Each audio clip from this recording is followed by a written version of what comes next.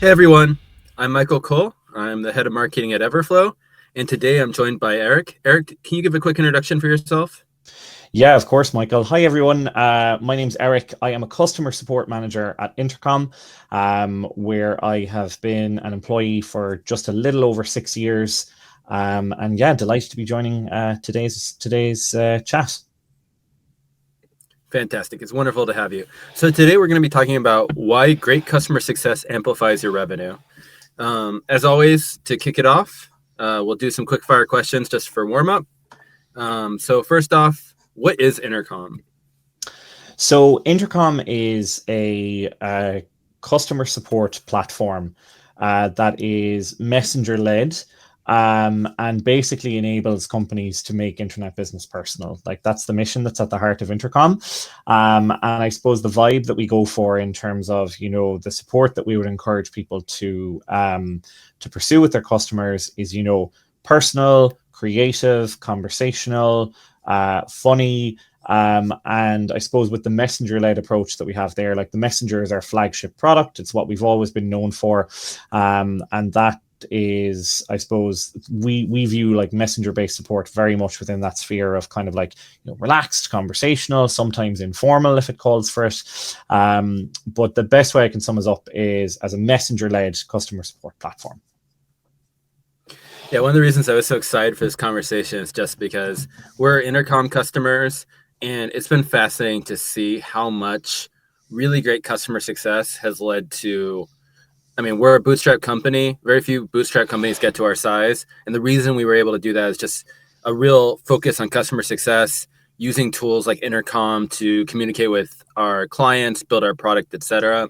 Like it really gave us that big advantage over like older competitors that meant that we kept eating up market share there. So I'm really excited to go through this conversation and explore some of like how to do that, best practices, etc. Yeah, absolutely. I mean, I suppose the beauty of messenger-led support when it comes to support is it's asynchronous, so you can be handling maybe like, three, four, five, or if you're one of those superhero support agents, maybe like even 10 conversations at once. I've worked in environments that have been like phone-led, that have been email-led, that have been messenger-led, and I can kind of unequivocally say that the most efficient kind of productive environments within I've worked have been ones where we've used asynchronous chat tools. Yeah, it's very fascinating to see what's going to happen too. Like we'll be talking later on about AI too, but it's kind of like there's also the benefit of like all the work you've been doing over the years, building up your help desk, building up all these support tickets. Like it all can feed into like AI support that even like multiplies what you can do internally. So the future is super exciting here, and it Mm. requires doing the work beforehand to have like that amazing source of like content answers to feed the AI. Yeah, without a doubt. And you kind of touched on it there about the source of content. Like self-serve support is such an important component of support, and that level of preventative support. Like I'm not sure yourself, like how often have you been in a scenario where you're just like, I just want to Google this, like I just want to search for this in a help center Yeah. or in a community, or even on like a developer docs page, and I just want to get that answer in writing in front of me. And like investing that time and effort into like developing a knowledge base, building a community. That's such an important component of support as well. Like even say in the community space, like I was Intercom's inaugural community manager for a year and a couple of months. And what I love about community in particular is, it's self-generating content, it's user-generated content, and in particular, it can be quite niche discussions as well. So any power users of your product will typically end up there with quite bespoke solutions, but also who are quite well equipped to guide other customers on their journey with your product. Awesome. And you mentioned your title, but what does your actual role look like? Yeah, so my actual role is I'm one of, let me do a quick mental count. I'm one of 5 customer support managers in our Dublin office and our 3 main customer support hubs in Intercom. In 3 of our 5 offices, we have customer support teams. So we have customer support teams in Dublin, in Ireland, we have them in Chicago, and we also have a smaller customer support team in Sydney supporting our APAC customers. So what my role looks like is I have a team of 8 folks who report into me. Now, our global support team is made up of somewhere between 80 and 90 frontline support representatives. And I have 8 of those folks reporting into me. So I suppose, what does my day-to-day look like? It's people management, and for any people managers who might be watching today, it's it's all of the admin that goes into, like, approving vacation requests, before, like, checking performance metrics, one-to-ones, team meetings, all of those kind of like bits of day-to-day, I suppose, management admin that go on. I can be pulled into kind of, like, say, broader project work within the business. So say, for example, I'm helping to coordinate our support response for a major new product we just launched there on Tuesday, which I'm very excited to dive in to talk about later with you, Michael, because it'll touch on some of the themes we're going to talk about. And then, like, a lot of it is, some of it can be firefighting as a customer support manager. Like, there is a certain amount of your day that you can schedule, that you can plan for, but then something can just happen out of the blue. We might have a major incident where part of the app has fallen down, or we might have, someone on my team may decide that this is the day to hand in their notice, or we, even more exciting, we might have news of a promotion to share or something like that. So it's definitely, I would say, 50%, I know what to expect when I come into work every day, and 50% keeping my head on a swivel and being prepared for whatever the support universe decides to throw at me that day. So, as a aside, I have to ask, I feel like our titles are always customer success manager. Like, how do you handle the fact that when people hear that, they think it's just a general customer success agent when they hear the manager title? Um, it's funny because, I don't know, I always think of, when I try to explain my job to people, like if I'm at, a social event or whatever, and, I'm speaking to people who don't work in the industry, it's always one of those things where people are like, what are you? And it's like, oh, I'm a customer support manager. And it's like, and what is a customer support manager? And then you kind of have that pause of thought of like, um, and I guess, like, the most basic way, like, to come back to your question about, like, have people, confusing it with an IC. It's all just about, like, what I suppose the 2 responses I would give there is, number one, is part of it is, I can give them the spiel that I just gave you there about, like, what my day-to-day entails. But I do think part of it, and as someone who started in the company as a support specialist, as an entry-level support role, and worked my way up through the roles, and I'm now a manager, I find it really important to, like, not let my customer support skills go rusty. Like, occasionally, if I have a little bit of free time, I'll jump in and I'll grab 1 or 2 conversations. I'll talk to customers. I'll keep my product knowledge fresh, because I think that's so important in terms of building empathy with your team as well as a manager. It's all well and good for me to kind of, like, coach my team on how to respond in a particular situation, or how to share X bit of information about a product. But the simple fact of the matter remains is, like, I haven't been doing frontline support for just over 3 years now. So it's so important, from just that empathy piece, that, you kind of make that time and space as a manager to maybe, like, occasionally roll up your sleeves and, like, get back to the frontline work that's involved, be it in support or success.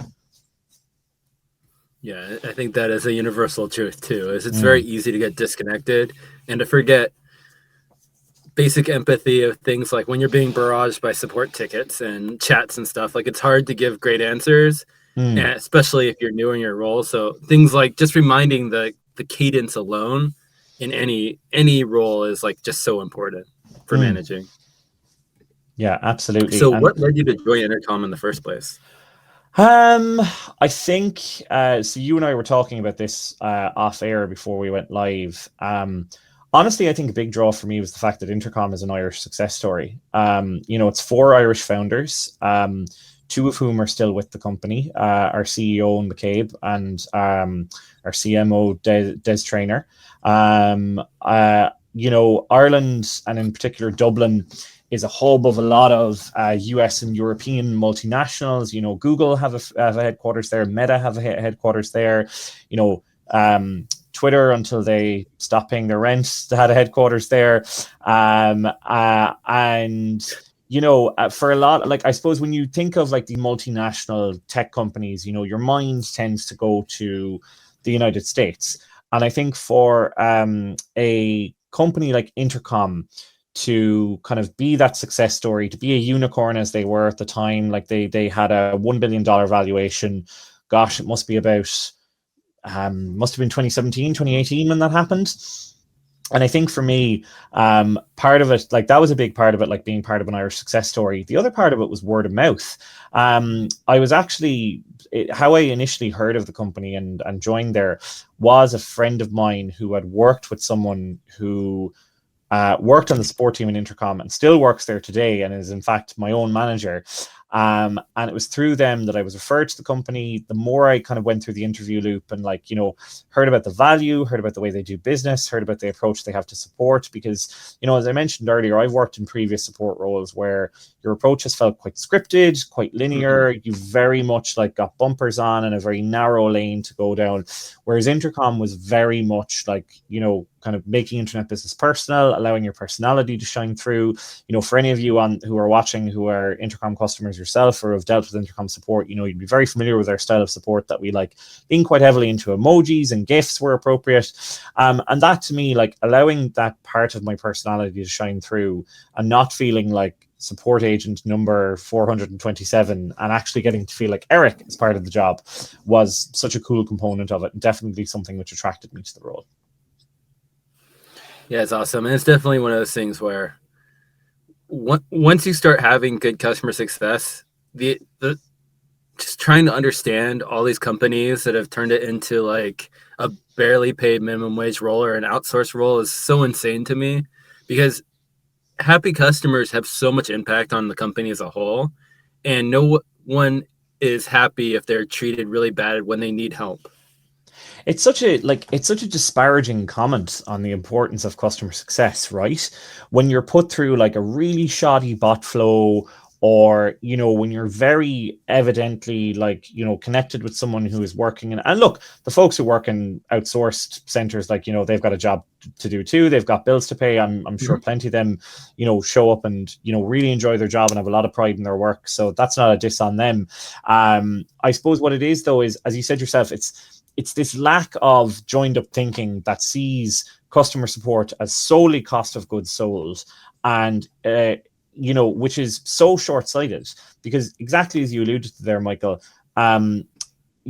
really strong, stellar, invested customer support does have an impact on the bottom line. It has an impact on retention. It has an impact on customer loyalty. It can have an impact on expansion. Heck, I mean, if links are good with R&D teams, in particular within SaaS companies, it can even have an impact on roadmaps. Yeah, I mean, that was how it was for us. And it's one of those things where, like, I mean, as I mentioned before, like, one of the reasons I was excited for this is because, like, I've been like marking down the playbook of like, here's the things that I would make sure to do in any future company. And one of them was in the early days of Everflow. I mean, we still do it somewhat, but as we've solved most of the things that were needed, it's slowed down. But it used to be that customer success would just build a list of everything customers had requested and then review it once a week. And then the second day we go over with our like CTO and now our product manager.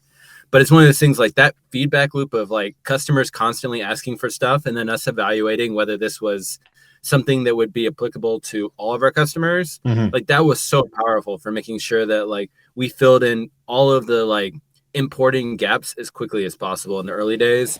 And when a customer gets a feature built for them that they like, they suggested and imagined out, like, nothing makes them more happy about their belief that this company has their back. And again, like, these get put as cost centers, but that's like a crazy way to think about it, because like people work so hard to build like brand reputation. And the easiest way to do that is like customers that really believe in your product. And that is great customer success doing it. Yeah, 100%. And you touched on it there, the idea of closing the feedback loop around feature requests. And like that's such a powerful moment where like I remember having a conversation, where the day of a new feature release, a customer wrote in and was like, "Hey, it'd be really cool if I could do X." And I was just like, if you just hold on 5 minutes, you'll be able to do it. And that was such a great conversation to be able to have. It like closing that feedback loop as you scale is a big challenge as well, because early days where kind of every customer who writes in like is nearly cause for celebration, and like the very very early startup days, like it's very easy to keep track of like who your customers are, what are the type of features they're asking for, closing that feedback loop. And I think as you scale, like getting to close that feedback loop becomes more and more challenging, but it doesn't become any less valuable. Hmm. But you end up like in the early days, like things become more like general. Like you build a feature, it solves for like say 100 customers. Mhm. Whereas you go along, you get to more like niche feature requests, and some of them make sense, but a lot of them are not. They're like a work like they could just do a workaround that's just as easy, Mm. but they're just asking for like the easiest way to do it. But if it's not applicable to anyone else, you can't really do it. So I think that's where it slows down over time too, is that the requests become more niche as your Of solution course. becomes more robust. Of And it's course. hard to balance that. Yeah, and the worst thing, I suppose, as a product you can, and look, here's me, not a scintilla of involvement in R&D, talking about, building roadmaps. I suppose it's that thing of like you can't build some sort of Frankenstein's monster of a product. Like you can't be all things to all people, and there does come that time where like you've got to ask yourself from like the problem to be solved perspective of like, okay, does this fit in with our mission? Does this fit in with our vision? Like, what is it that we want to do as a product? And I know like it's kind of very tempting early days, like particularly when there's like a big deal on the line, to be just like, we're just going to ship it, we're just going to build this because this is what's going to help us get that customer over the line. But I suppose you have to ask yourself the question then of like, there's also an idea of like setting a precedent too, because if you ship that, as you said yourself, that real like edge case feature for one customer, then they're like, okay, what else can I get away with? Like what else can I get on your roadmap? And there'll come that point then when you have to say no. And that no is so much more disappointing after 5 or 6 yeses than the very simple, like, no, but here's why it's no at the very beginning. And, treating that person on an equal footing. Like I often think that it can, in terms of building customer relationships and in terms of like great support and great success, like this mentality of like that old phrase, the customer is always right, is not I don't think it's a phrase that's aged well. I would say like I would phrase it as the customer's feedback is always important. Like Mhm. feedback is not always a question to which the answer is yes. Feedback can be a question to which the answer is yes, but, yes, and, no, but, and I think just engagement and very honest engagement with feedback can sometimes be so much more powerful than simply just saying yes to everything. Yeah, not to mention it's sort of like you're choosing one person over everyone else because like product bloat's real, and the more overwhelming your platform becomes with things that most people don't need, like it ruins the experience for everyone else, and then you've just chosen one over everyone else. So there's always that balancing act, and that's why you also need the constant feedback, because if you do build things that are too far, you need to have that feedback to know like, okay, like we need to devote more time to this later on, or just Mhm. slowly depreciate this feature because it may have solved something in the past, but it's no longer relevant. Yeah, absolutely. And I suppose in that sense, like that's where your success and your support teams are so important for your R&D teams as well. Mm-hmm. They are like, R&D teams will reach out and do customer interviews, and they'll chat with customers directly. But the support and success teams, to coin a phrase, can be kind of almost like the meteorologists of your customer climate. They can tell you which way the wind is blowing. They can give you a kind of a general sentiment analysis on a particular feature or a particular change that you've just shipped. I like, even with Intercom and our size, like just today, we changed a feature that we shipped. We changed part of a feature that we shipped yesterday based on immediate customer feedback. And it was our CS team, our customer support team, that initiated that gathered the reports, submitted them to our R&D team. And again, like, closing that feedback loop between R&D and support, and then closing that feedback loop between support and our customers. Like, just such a powerful interaction. And not to mention that, like, user feedback is often, like, there's an artificiality to it. Like, they have to agree to do the feedback. They have to have a reason for it. That is going to be a certain kind of person or company that is open to sharing their thoughts and ideas. 100%. Whereas it's all the people that are really angry in this moment that may never give you any direct feedback if, like, you're not catching it in the moment of their anger, and they'll just churn and go away. Like, you'll miss that feedback if you're just doing formal, because those are not the proactive people. 100%. Formal feedback's great for proactivity. Like, people that are just like, no, I need this right now, they tend to be like, often, like, they just ask now and then they go away. Yeah. And the folks who are going to, like, take part in those, like, say, formally structured customer interviews are generally probably going to be, like, they're probably not going to be the big detractors of your product, because if they're the big detractors of your product, they're probably looking to churn anyway. So, you know, it's that cost benefit analysis that goes on in the customer's head of, like, okay, am I really bothered sitting down with someone for 30 minutes an hour from X company to chat with them about that's actually, now that you say it, that's a really good point, because it's something that makes total sense when I hear it, but never something that I've been able to, like, quantify in my head. You know, because you go to R&D teams and you say, like, we've got tons of customer feedback, and it's like, oh, but we've had customer interviews and they've said X, Y, Z. And it's like, yeah, but they're the ones who want to chat to you. You know, these are the people who don't have the level of investment in the product to chat, but they could be prospects, they could be relatively new customers, you know. So yeah, absolutely. Like, it's, you know, I'm not saying that one is more important than the other, but certainly in terms of taking an holistic view of customer feedback, like, the two definitely feed into each other. Yeah, it's all about different audiences, and it's always a challenge that most customers are never going to raise their hand, but you need to hear their voices too. And typically the only way that's going to happen is in the moments where they're reaching out for a specific issue. Absolutely. That you get to actually hear what they think in their voices, because they're just not going to take the time otherwise. Yeah, 100%. And I think as well, another important thing there, particularly when you have an international customer base, is, you know, accepting different perspectives and different cultures and, you know, different ways of doing things. Because, you know, I would obviously have a very kind of, like, you know, the way of, like, even for two islands who are very, like, two countries who are very close together, like, the way of doing business in Ireland is very different to the way of doing business in the UK. Like, similarly, like, you know, in North America, it's going to be quite different as well. And, you know, both you and I, as people who have English as a first language, you know, we're very kind of, like, Anglo-centric in that respect. And it's so important then to get different perspectives from different cultures and different countries as to how something can be perceived, like, how business can be done. Like, you know, like, the biggest example I always give is that in Intercom, we have two different settings for the German language. One is German and the other is German formal, because it's so important because in German, there are two different ways of saying you, depending on the person that you're speaking to. It's either, you know, you as in, like, you're talking to a buddy or someone you know, or you as in you're talking to someone who you've never met or with whom you have a professional relationship.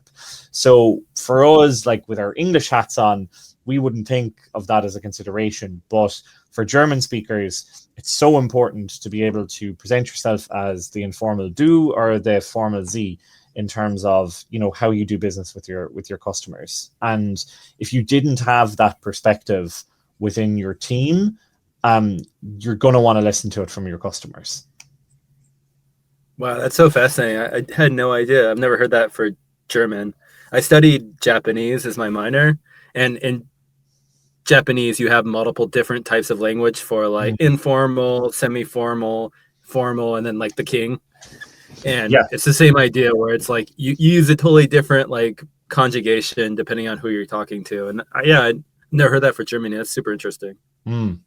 And even just simple things like, the Portuguese spoken in Brazil is like very different to the Very Portuguese different. spoken in Portugal. Similar with Latin American Spanish versus Castilian, and similar to kind of like, some people, like I even think of like, some kind of cultures and countries where it's very respected for like business conversations to just be super direct, like no frills, no fluff, just super direct, get to the information. Whereas in, somewhere like Ireland, for example, there's a lot of going around the houses before you get to kind of what you actually want to ask. We're a conversational people. Awesome. So to loop into stuff, Sure. so from your thought, I mean, obviously we both believe customer success is super important. Like when do you think is like the right time for companies to start investing in it? Now, Like in what basically, stage of the company? immediately. I'm obviously biased as someone who has 10 plus years of experience in the customer support space, but like you mentioned there, you touched on earlier, Michael, the idea of like companies that exclusively view support as like cogs, and they'll outsource, or they'll try and automate everything, or they won't even have a contact and they'll just be like, just look up our help center, and if it's not in our help center, then whatever, we don't care. It's so important to get it right day one, and to look at like, when you get it right, how does right scale? Being able to constantly adapt to the growth in your customer base, adapt to where you want to be in future. And the thing about it is it's so hard to introduce great customer support the bigger you get. Because it's so, yourself, like as companies scale, there's so many more different moving parts and so many more different kind of stakeholders who need to be informed. Whereas with Intercom, when we started, when I started 6 years ago with Intercom, there was one inbox, we all pulled from it. We were all in it together, and now we're a much more sophisticated machine in terms of like, just recently, we rolled out like the very nascent beginnings of specialization within our support team, because our product has become so complex after years and years and years of new features being shipped, and new products being shipped. But we were only able to, like, at the core of that support experience always is still that like personable, that personable, that like, fun approach to support that was still there when I was part of the company 6 years ago. And I think if all you can see like customer support people as is cost of goods sold, and you're going to like try and slash your margins and pay like terrible salaries, and try and like just, oh, we have to hire support people, like support isn't a necessary evil. Like support is such an important part of the holistic offering that you bring to your customers. Yeah, I totally agree with that. I also think it's one of the big advantages that startups have is that the larger your company gets, especially if they never had like a customer support, customer success culture from the beginning, as they get larger, like that is something that always slips because it's not the focus of the company. The people they're hiring there are not like being invested in internally to be like part of like knowing what's happening and like why the company matters.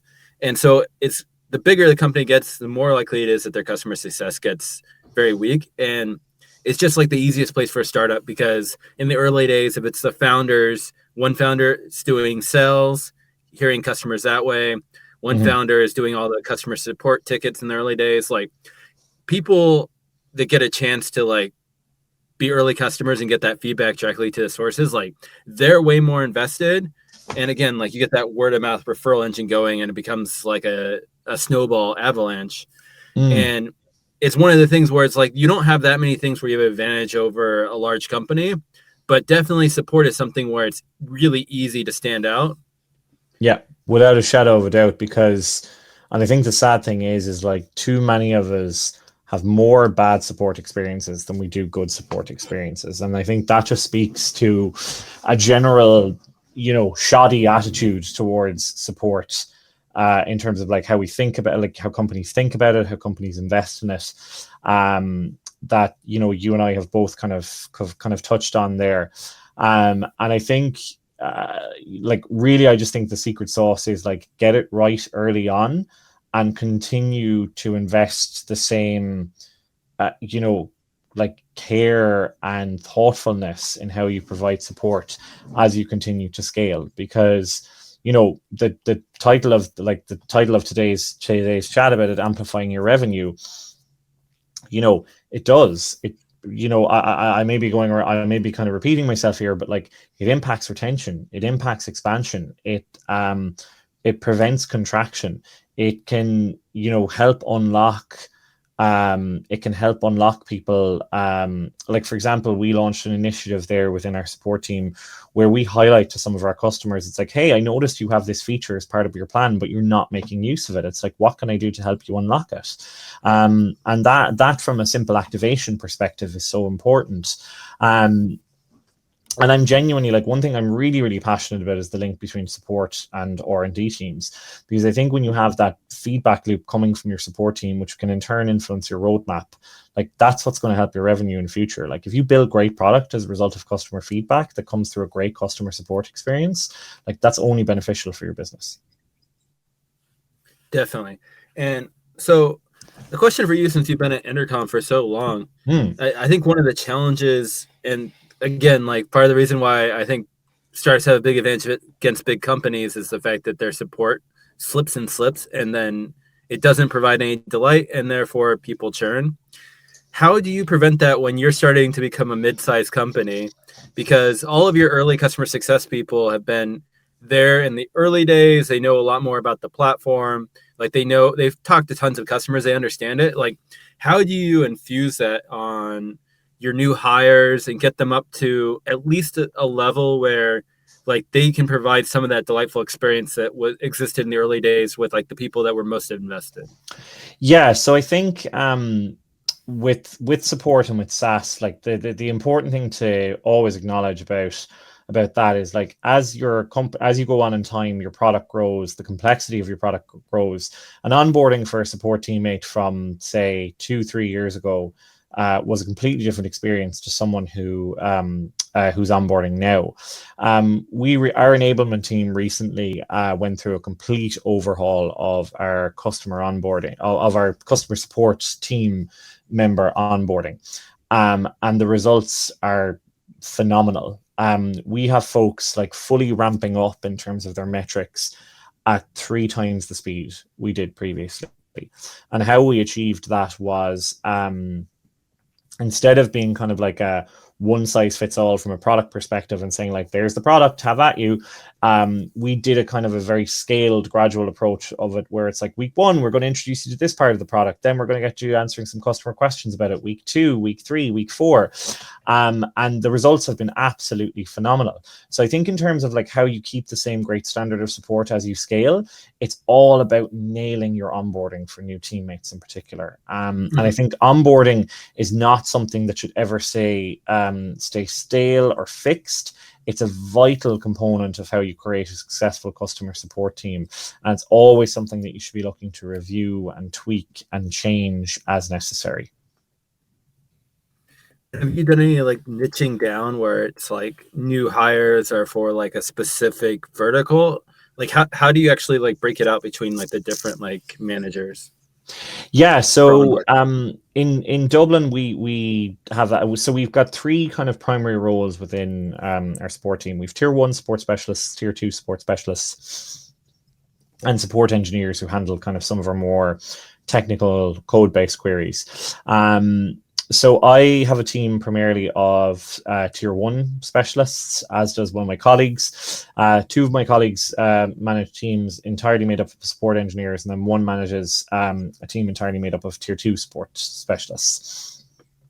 So a lot of like what we do with those kind of role-based teams is about just sharing knowledge, like having regular opportunities to get together as roles and kind of like share their experiences of the role, share their feedback, share kind of tips and tricks with each other, and kind of like that peer-led learning is so important as well in terms of like creating a great customer experience. Because as I alluded to earlier, kind of, you know, it's all well and good for someone like me to come along and say, well, in theory, here's how you do a great customer support experience today in Intercom, but I'm not the one working in the inbox day in, day out, you know? That makes perfect sense. Mm. Cool. And have you been seeing on your side some of your customers and clients starting to think of customer success as part of their like growth strategy? In terms of our customers and clients, well, yeah, because I suppose Intercom is a support tool first and foremost.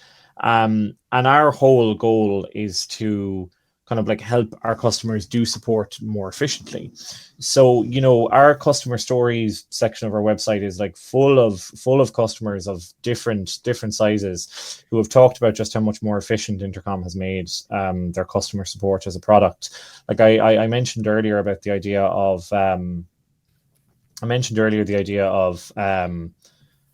am I trying to say? Gosh, the idea of you know, asynchronous chat being a very, very efficient way to handle multiple customer queries at once. You know, Intercom has a number of like automation features that can help you to resolve very easy to answer questions early doors. Like some conversations can be resolved without ever a human being involved, but also in a thoughtful fashion that, you know, look, the general consensus out there is that people don't like dealing with bots, and the reason for that is because most bot experiences out there are crappy.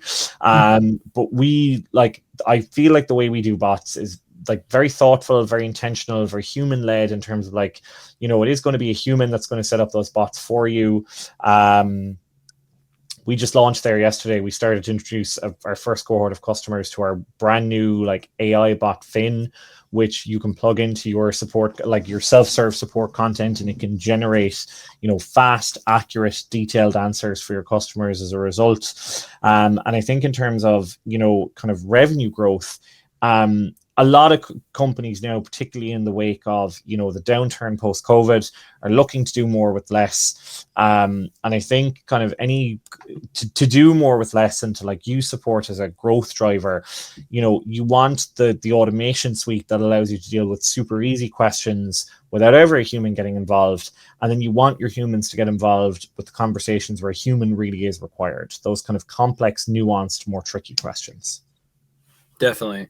And I think we've been thinking about this a lot because like we've been in the very fortunate situation where, I mean, we're like 83, 85 people as a bootstrap company, and we managed to do that through pure like profitable growth.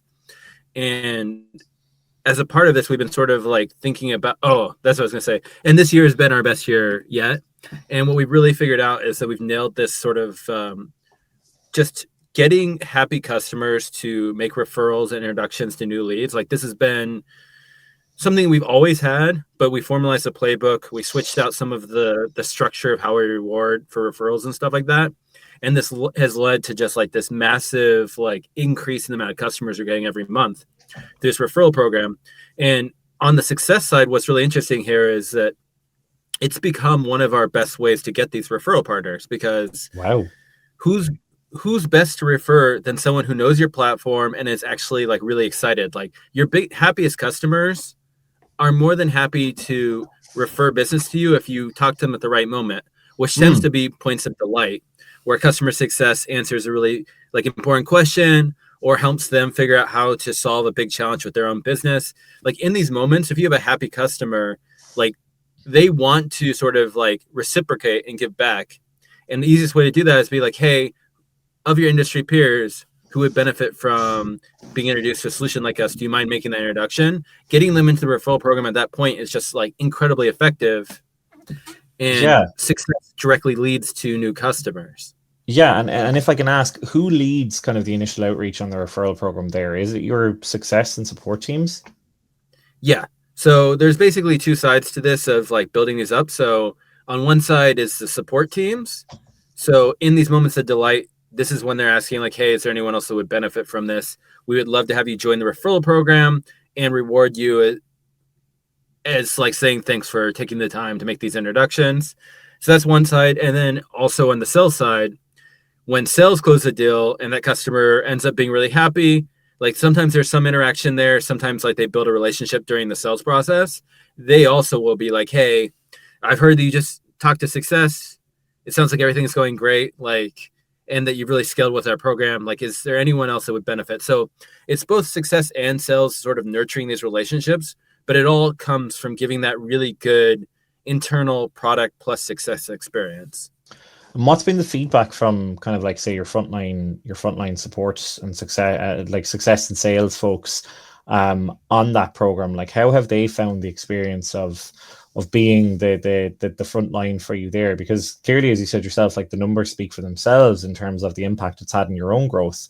But just curious to hear what the teammate experience has been like from dealing with customers through that. Yeah, from the sales side, it's great because sales is like, oh, I'm getting a ton more referral leads, and these are converting in like 10 days versus a normal lead. So salespeople love it. For the customer success thing, it's all about just authenticity with this. Again, like people do like to reciprocate, and your happy customers do want to see your success. Like if they enjoy your platform, they are happy to. But again, you have to ask because it has to be something top of mind where they are doing it in the moment when they're thinking about, hey, I really like using Everflow. Let me bring up this opportunity. So there's that balancing act there, and it's important not to push too heavily for it, but just to build in a process where you're asking, where like our little like support thing is like, hey, are you happy with the product? Would you like to join a referral program? So having multiple touch points where you're getting them to raise their hand and not like pushing it heavily, but just introducing it in the moment where it's like authentic to say like, I'm glad you're happy. Do you mind doing this thing? Do you mind doing the net promoter score? Do you mind doing the referral thing? Like these are the things where it's okay to ask because it's not you're not putting a hard ask on them or like souring the relationship. Because like, if you do it the wrong way, then suddenly it feels like you're taking versus saying like, hey, would you like to give? Like those are two different things. Yeah, absolutely. And as you mentioned there, like context is key. Context and timing are so key because it just like, it's you can hear it kind of like the echo reverberating around the room if it just gets dropped in as a macro or like completely out of context.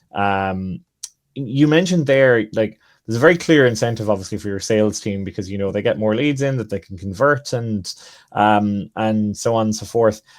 Is there a direct incentivization program that goes on with your success folks, or is it more so that you feel like and this is probably a consequence of scale as well, that they're just very bought into it from a mission perspective, or is it a bit of both? It's a bit of both. So we do have like a spiff for bringing on any referral partner. So they have the direct incentive there. And it's also like when we look at our stats, if the lead came from a referral source, they have like 2.8 times more retention. They tend to upgrade to like higher tiers quicker and upsells more often because they have there's a lot more trust there. Like that new lead came in from someone who was already a customer that they knew of what Everflow does. They know the product. They've heard good things about it. Like they're already somewhat bought in before they come in. When they also tend to be like someone from the industry, so they're more relevant. So in terms of like the net revenue retention, like it's still reflected there because referral leads are just much higher quality and have a lot more reason to be successful right away. Which I mean, we evaluate our CSM team on NRR, and they have like much higher NRR than a normal lead. Yeah, it's funny. It's like referrals just work so well across all walks of life. Even internally hiring, our CS team, there's a lot of referrals that have come through from other folks, and they've been some of our most successful hires. It's funny how human brains work. We can look at all of these metrics and all of these reports and read all of these customer stories, and all it takes is for someone and trust to be like, yeah, this is a good product, go with it. Yeah, it's fascinating. It's also one of the things where marketing benefits so much from this, and it's all hidden because again, like you delight someone the next time. Like we know this when we go to like our specific industry conferences where like we are very well known. Like you hear Everflow constantly mentioned by people that are happy customers that have heard of it. Like that word of mouth is like unbeatable. And it's one of those things that happened. Like if the product was just good and we had no support, you would not get that moment of delight because there's not like that human element where it's like, not only do I believe in this product, but I also believe in the people behind it. The success is the human element that most people interact with there. And so like that's what starts it. And then once you have that word of mouth, that means that everyone who goes to these industry conferences has at least heard Everflow, which means that all of the marketing side, every time you see an ad, anytime you do anything else, like if you've already heard our names a couple times at conferences or whatever else, you're way more likely to convert even outside of referrals. Like it's so much of the way to influence people in an authentic way.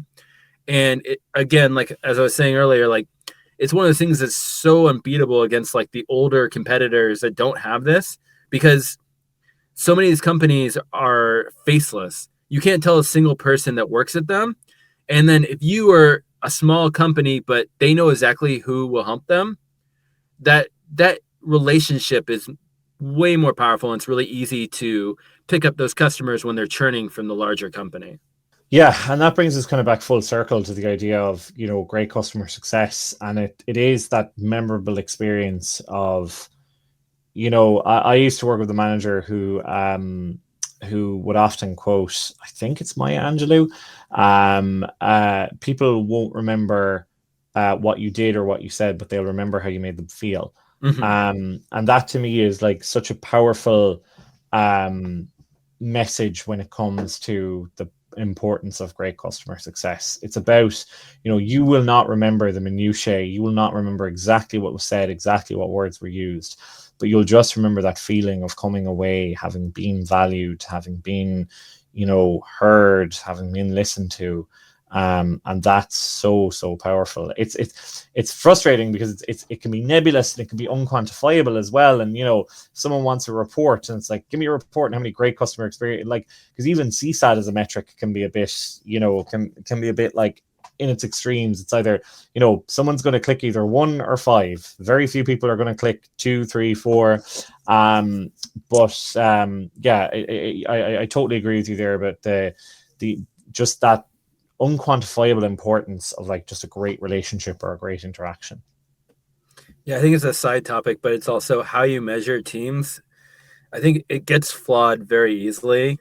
And I think where we've gotten to currently internally, like, is the way I think is best, which is just like churn and ARR are like the two biggest ones. And then NRR is something that you evaluate the right way, because if you don't have a way to like increase customers or upsell, like as we switched out pricing structures and stuff like that, like some of them were not suited for new verticals of customers where they could actually increase it.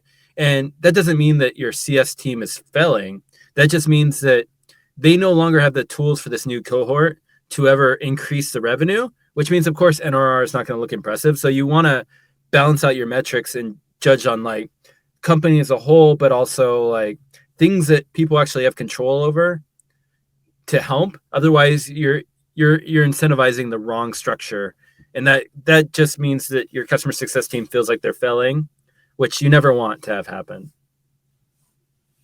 Yeah, no way, without a doubt, you're spot on there. Cool. So the other part of customer success is the fact that it's a human element, and you have to have success that has the time and experience to really give those amazing experiences when someone really needs help and they need something that's complicated and hard to deal with. But that also takes up a lot of time and resources. So let's talk about the other side of this. Like, as you hit scale and you have a working success and everything's been good, you have a great help desk, how do you automate all of the easy questions and simplify that side using AI to sort of mean that your team is focusing on what matters versus general questions where they really just need a quick answer? Yeah, well, I mean, I could talk about, things like workflows and, triage bots and stuff like that. But right now, with the advent of all of the AI technology that's happening, it feels like talking about a horse and cart when cars are on the road, like just thinking within an Intercom context, Finn, our AI bot, which we launched, like that will literally be plug in your help center, set it live, away it goes. And it will use content in your help center to answer like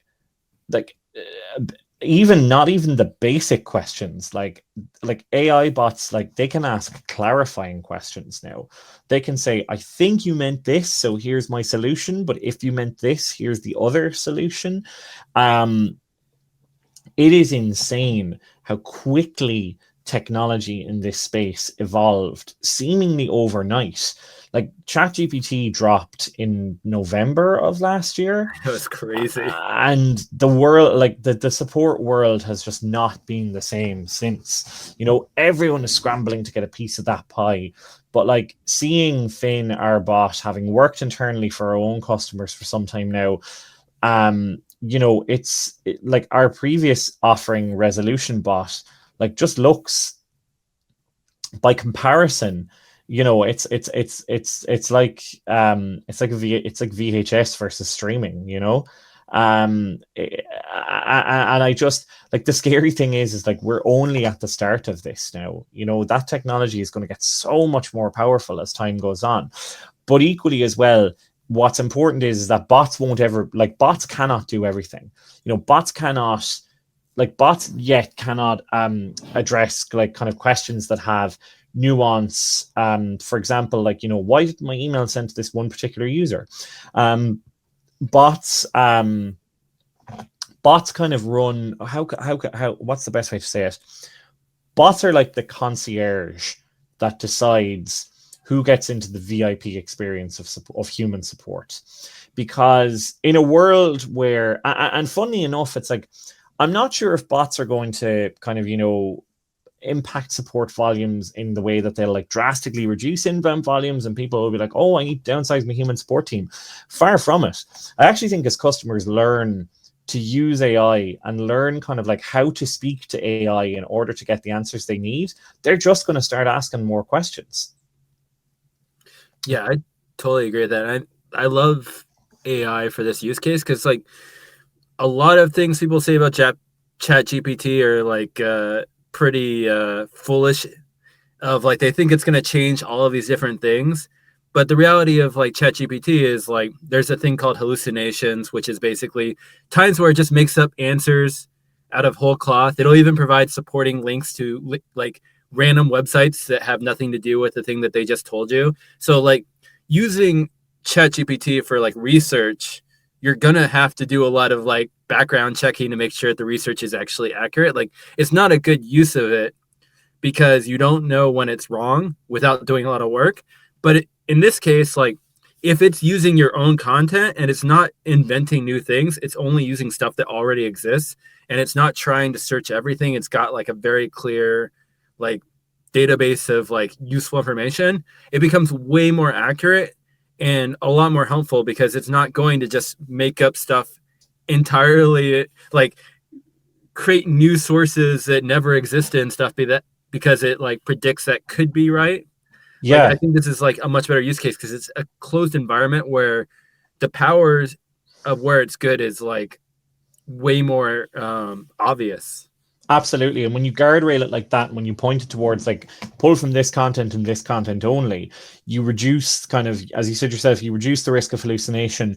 And also you have so much tighter control then over how it responds. Like, so for example, even for prepping Finn for launch, we were able to create articles in our help center that enabled Finn to answer questions about itself.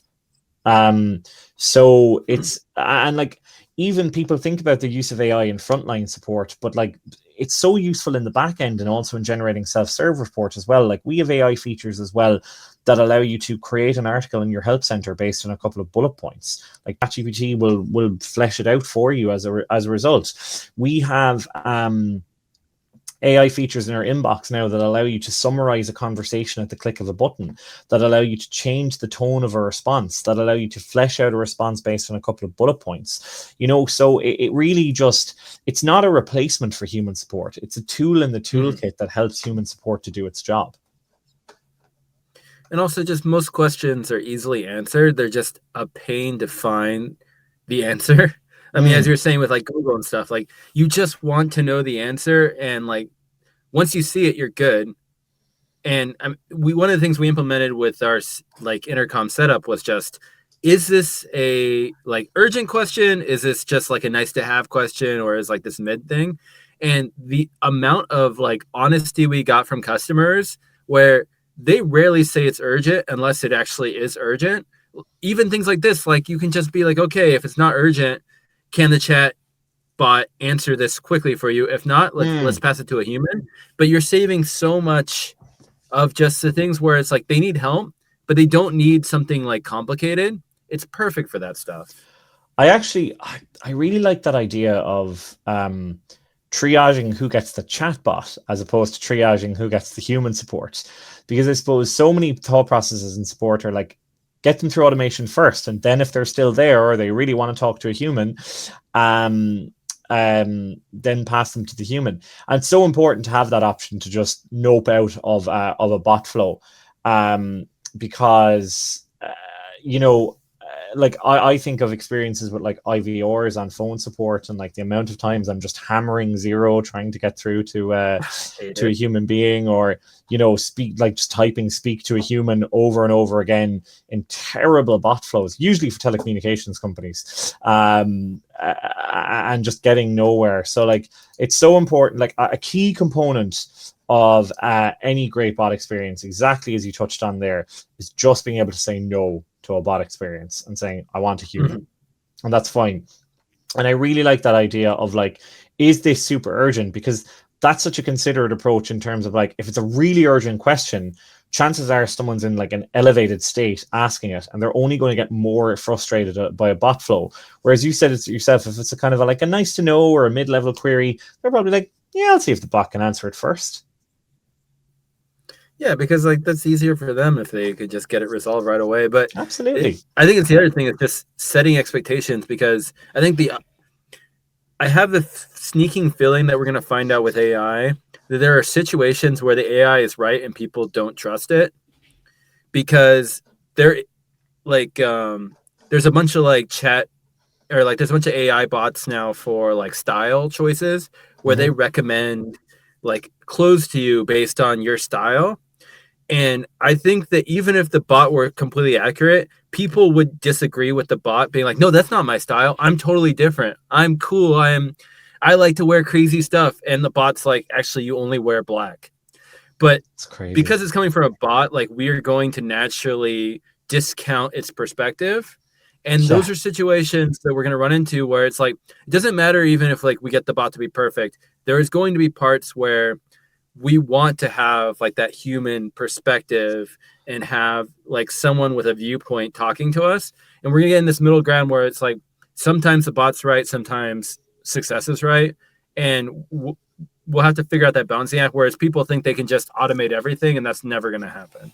Yeah, but it's so important as well with a bot experience there, that you were always like super clear and transparent about like, this is a bot talking. Sure. Like the most terrifying thing for me and the development that I don't want to see is people using bots to masquerade as human beings. Like you should always be super transparent with your customer about where the answer is coming from. Yeah, there's going to be a lot of brand firestorms where the 100%. Bots go a little haywire. They tell people to divorce their wives and marry them. Yeah. And they're going to be like, is this my agent? My support agent? Right. Yeah. And look, I've been asked to my bot several times during my support career. So, it would be nice to be able to clearly point and be like, no, that's the bot. That's the bot over there. Yeah. Yeah. I think that's the future. It's just being like honest about it. And sometimes you're going to want a bot because like you don't need to talk to a human if like the answer is just something that you're struggling to find, but is easily found. Mm-hmm. Absolutely. Cool. So thank you so much for your time, Eric. This was a fantastic conversation. Not at all. I really enjoyed it. How can people learn more about you, get in contact, and hear more about like Finn and what's coming up from Intercom? Yeah, so I suppose intercom.com/Finn is where I'd point everyone to learn more about our most exciting release, certainly since I've joined the company. If you want to connect with me, LinkedIn is probably the best one to reach out to me in a professional capacity. Just look me up. Eric Fitzgerald Intercom, and you should stumble across my my profile and just send me an invite. Perfect. Awesome. Thank you so much, Eric. Thank you so much, Michael. Real pleasure being here and real pleasure talking to you. Likewise. Have a wonderful day. You too. Bye. Take care. Bye bye.